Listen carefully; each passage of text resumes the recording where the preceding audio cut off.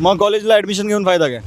कॉलेजला आता काय स्कूलमधून काढ टाकणार ही धमकी दिलेली. मुख्याध्यापकाने आम्हाला त्यांच्या ऑफिसमध्ये घेऊन बडवला. मैं तो टीवी फोड़ ली होती बॉटल में. इंडियन एटमॉस्फेयर लाइक दिस, अगर हमारे पास सोशल स्किल सेट नहीं है ना, तो इस समय क्राइम रेट तो बहुत हाई है.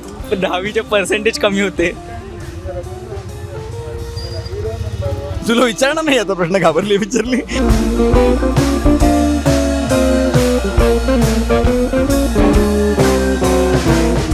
राम राम मंडळी, तर स्वागत आहे तुमचं क्रिएटिव्ह क्रांतीच्या एका नवीन फ्रेश एपिसोडमध्ये. शाळा म्हणजे फक्त पुस्तक, शिक्षा, परीक्षा आणि मार्क्स एवढंच नाही आहे, तर शाळा म्हणजे शिकवणूक, मित्र मंडळी, आठवणी, मजा मस्ती आणि आयुष्याचे पहिले धडे.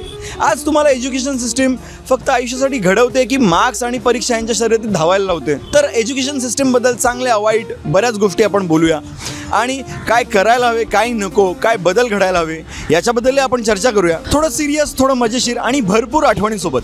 तर चला तर मग सुरू करूया क्रिएटिव्ह क्रांतीचा नवीन एपिसोड. एज्युकेशन सिस्टीम, परीक्षा की आयुष्याची जडणघडण. तर मला सांग, तुम्ही फ्रंट बेंचर होता का back bencher? Obviously back bench. Obviously back bench. एकाच स्कूलमध्ये होता दोघी? ओके. स्कूल वेगवेगळी, कॉलेज एक. मग जे असं बोललं जातं की स्कूल मध्ये जे फ्रंट बेंचेस असतात ते जास्त अभ्यासू असतात आणि बॅक बेंचेस असतात ते एकदम मस्तीखोर आणि अभ्यासात काही लक्ष नसतं वगैरे. हे मिथ खरं आहे का? ते फक्त स्कूलमध्ये असतं, कॉलेजमध्ये नसतं. कॉलेजमध्ये बॅक आणि फ्रंट सगळे सेम असतात. ॲक्च्युली असं काहीच नसतं. फ्रंटवालेही स्टडी करतात आणि बॅकवाले त्याहून जास्त करतात, फक्त दाखवत नाही. मी फ्रंट बेंचर होतो. Front bencher. For some time back bencher पण होतो. अच्छा. दोन्हीचा एक्सपिरियन्स आहे मला. आणि तुम्ही? Mostly back bencher. Mostly back. मग असं समजतात की फ्रंट बेंचर्स म्हणजे खूप हुशार असतात, अभ्यासू असतात आणि बॅक बेंचर्स एकदम म्हणजे मस्तीखोर, ज्यांचं अभ्यासात लक्ष नसतं. हे खरं आहे का? असं काही नाही, असं काही नाही. हुशारीचं काय नाही, पण मागचे बसणारे जरा मस्तीखोर असतात. नाही, अजिबात असं नाही. फक्त बॅक बेंचरला फक्त मागे बसायला आवडतं, मस्ती करायला आवडतं, एवढंच. अभ्यास पण करतात. Back bencher, always back bencher. कारण का पूर्ण स्कूल लाईफमध्ये आम्ही अभ्यास तर केला नाही, पार्टी बसून मस्तीच केली है. और स्कूल की जो मेमोरी, एक मस्त वाली मेमोरी, आपने जो मस्ती की रहेगी, पनिशमेंट वगैरह, ऐसा कुछ है आपके दिमाग में, मतलब याद आ रहा है स्कूल के टाइम में? नहीं, ऐसे याद तो बहुत सारी चीज़ें आती है. मस्ती जनरली अपने सारे क्लासमेट्स के साथ. किसी टीचर ने पनिश किया था? हाँ, एक बार गलती से कर रहे थे एंड मैं बात नहीं कर रही थी, बट उनको लगा मैं कर रही हूँ, तो मुझे भी बाहर कर दिया था. म्हणजे राडा तर घातला नाही, पण 10वीत बंक केले. माझ्या मित्राच्या डोळ्यावर मी पेपरवर फेकला होता, तसं 2 पिरियड डोळ्यात पकडून बसला होता तो. मग तुला त्याच्यावर काय पनिशमेंट मिळालेली? पनिशमेंट नाही, तो सांगत नाही ना, आमच्यातच असतं सगळं. अच्छा, मित्रांमधले. स्कूलमधले फॅन वाकडे करायचे. ऑब्वियसली मी तर टीवी फोडली होती बॉटल में. खूप. कोणत्या टीचरनी एकदम भयंकर वाली पनिशमेंट दिलेली तुम्हाला किंवा तुमच्या समोर कोणाला, असं काय आहे? पनिशमेंट तर नाही, बट स्कूलमधून काढ टाकणार ही धमकी दिलेली. मस्ती भरपूर केलं. आम्ही शाळेच्या ग्राउंडमध्ये खूप नारळीची झाडं होती, तर आम्ही रोज दगडांनी नारळ पाडायचो. तर आम्ही एकदा सापडलो. मुख्याध्यापकाने आम्हाला त्यांच्या ऑफिसमध्ये घेऊन बडवला. इतका बडवला की मग परत त्याच्यानंतर कधी हिंमत नाही झाली की असं काहीतरी करावं. मस्ती तर भरपूर केली, पण सेम असं आहे की ना, मित्रांसोबत असणं जरा हे होतं. म्हणजे एका मित्राने चूक केली ना, पण त्याचं नाव नाही फुटू द्यायचं ना. मग सगळ्यांना घेऊन जायचं, सगळ्यांना मारायचे, खूप मारायचे, आणि तरी पण कोणी नाही बोलायचं कुणाचं नाव. सगळे मार खायचे आणि मग तिथं रडायचं मॅडम समोर की अरे मॅडम जाऊ द्या. मग घरी येऊन मग सगळे हसत बसायचे. ते विषय काढून आज पण आम्ही हसतो. सस्पेंड केलेलं किती दिवसासाठी? 2 महिने. 2 महिन्यासाठी का? आम्ही काच फोडलेली स्कूल मधली म्हणून. हमारा जो एम्बिशन रहता है, हमारा गोल रहता है, आपका यही गोल था कि आपको MBA करना था? I was preparing for UPSC. और UPSC क्यों, मतलब ये आपका ड्रीम क्यों था? It was basically I wanted to do something which is more, which will give me more recognition and मुझे ज़्यादा पावर मिलेगी so as to do what I wanted to do. Like लोगों के लिए अगर काम करना है तो I thought authority would be something जो अगर मेरे पास होगी तो मैं ज़्यादा अच्छा कर पाऊँगी. There will be responsibility also and there will be means and modes ज़्यादा होंगे मेरे पास rather than a person who is working normally.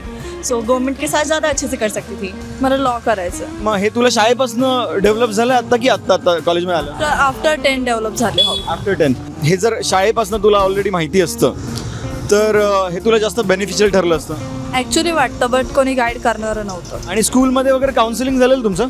नाही झालं कधी असं. नाही काउन्सिलिंग वगैरे नाही झालं. पण जर असं नाही वाटत की स्कूलमध्ये जर काउन्सिलिंग झालं असतं तर तुझं आता एक गोल डिसाइडेड असतं आज एक की हा मला हे करायचं किंवा हे नाही. बट गाईड करणारे टीचर्स वगैरे खूप होते स्कूलमध्ये आमच्या.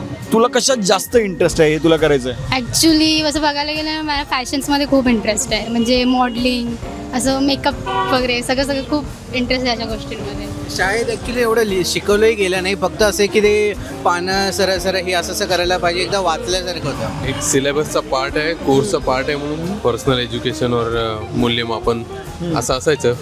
पण तुम्ही डे टू डे लाईफमध्ये ते कसं अप्लाय करायचं हे कधी नाही शिकवलं. माझं स्टॉक मार्केटमध्ये इंटरेस्ट आहे. मी आता क्रिप्टो शिकतोय, क्रिप्टो ट्रेडिंग मला करायचं आहे. माझ्या मित्रांनी येऊन मला सांगितलं हे असं असं असतं, म्हणजे स्टॉक मार्केट हे ते. मग मी अजून रिसर्च केलं त्याच्यावर की काय असतं कसं असतं. मग आवडलं ते मला. मी बोललो की ह्याच्यामध्ये करू शकतो मी. सिस्टम में एक बहुत अच्छा चेंज आया था अभी recently in the context of national education policy, but मुझे लगता है उसका इम्प्लीमेंटेशन उतना अच्छा नहीं हुआ जितना हो सकता था. एंड उससे ज़्यादा अभी जो हमें दिख रहे हैं पेपर लीक हो रहे हैं, हर पेपर लीक हो रहा है. आई गेस एक्सेप्ट यूपीएससी सब लीक हो चुका है. सो एसएससी का भी अभी लीक हुआ था, सीजीएल का. So I think more stringent action is required and ground level पे काम करना ज़्यादा ज़रूरी है. Rather than just theoretical approach, हम प्रैक्टिकल अप्रोच पे ज़्यादा ध्यान देंगे तो हम स्किल सेट एक अच्छा बना सकते हैं जिससे ॲक्च्युअली जॉब्स मिल सकें. पालकांनी आधी जागरूक व्हायला पाहिजे की आपला मुलगा काय शिकतोय काय नाही, त्याची प्रोग्रेस काय, त्याला शाळेत काय शिकवतात हे रोज जाणून घ्यायला पाहिजे की नक्की चाललंय काय शाळेत.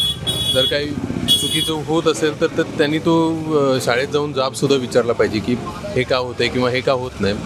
आजकालचे पालक मला वाटत नाही असं म्हणजे वर्किंग कल्चरमुळं किंवा लिमिटेड टाईम टू फॅमिलीमुळं ते करत असतील असं वाटत नाही मला. फॅमिलीनी मेजरली हे करायला पाहिजे, सपोर्ट करायला पाहिजे की तुम्ही काय शिकताय काय करताय सगळं लक्ष द्यायला पाहिजे एक कोणीतरी. आणि त्याच्यानंतर दुसरं एक मला वाटतं की मुलांना प्रश्न विचारायसाठी प्रोत्साहन केलं पाहिजे.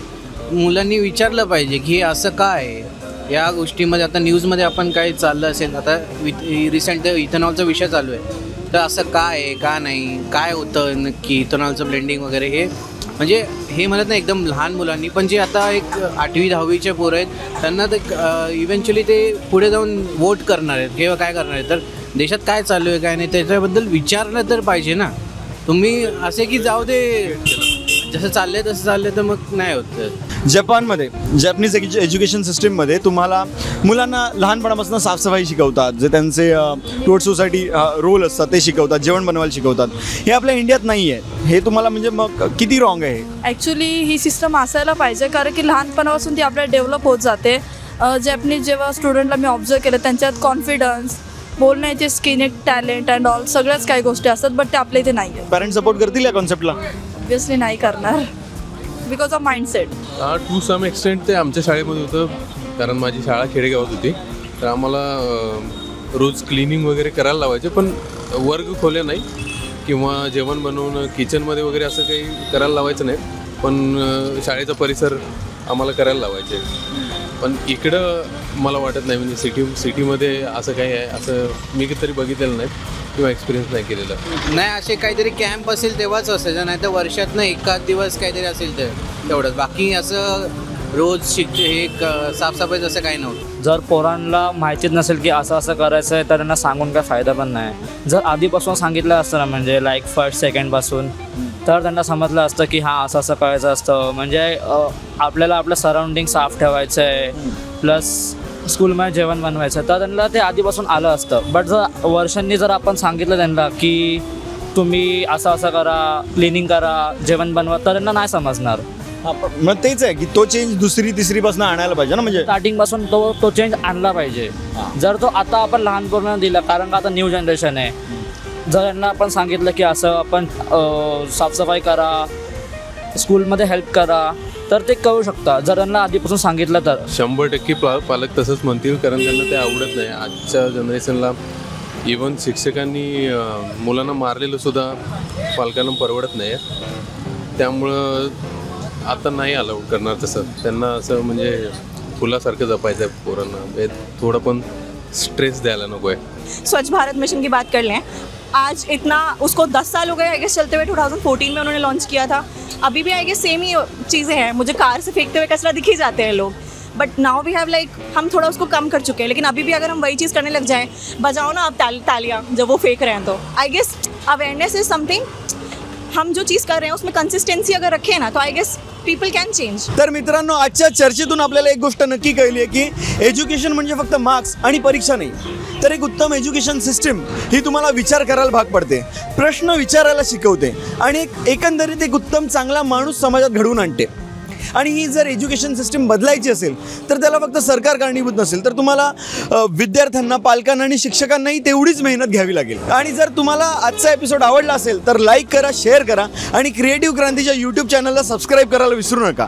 आणि तुम्ही फ्रंट बेंचर होता का बॅक बेंचर होता आणि तुमची शाळेतली एखादी गमतीशीर आठवण खाली कमेंट बॉक्समध्ये नक्की लिहा.